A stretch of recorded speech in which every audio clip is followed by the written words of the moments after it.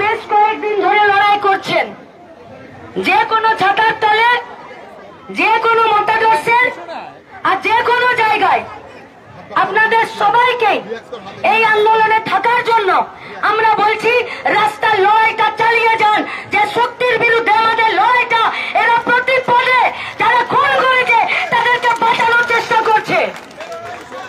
আর কতদিন হবে? লজ্জা করে না আপনাদের? एक घायल कुत्ते का चारा चीर के नोच के एक लड़की को खाया जाता है और उसके बाद जब उसका डेड बॉडी मिलता है तो एखानकार प्रिंसिपल बोले देय जैसे सुसाइड করেছে।